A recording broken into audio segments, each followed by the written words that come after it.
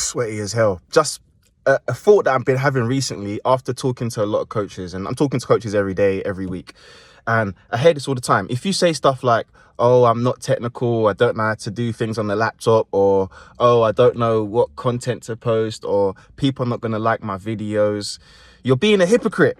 I'm sorry to rant here, but you are being a hypocrite, and I'm going to explain why.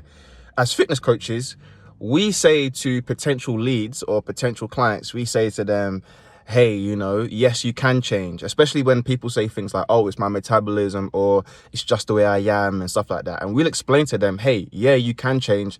Maybe it's your diet. Maybe you haven't really been in a calorie deficit. Maybe you aren't as active as you think you are. Like, we'll let them know that what they are suffering with is a limiting belief.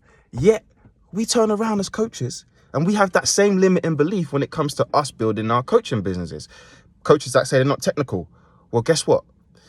A laptop, yeah, we pretty much do it for everything. If we're doing our taxes, guess what? We have to get on a laptop and do it, right? Emails.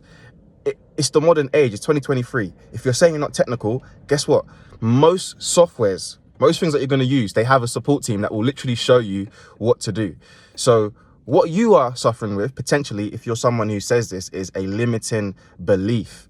And if you don't know what a limiting belief is, go Google it. But right now, if you're one of those people that are saying these things and that's holding you back from launching your online coaching business, even if you say stuff like, oh, I'm focusing on my face-to-face, I can't do online at the same time. Yes, you can. That is a limiting belief. So if you have a limiting belief, you need to do the work mentally to get out of it and put your big boots on and get to motherfucking work.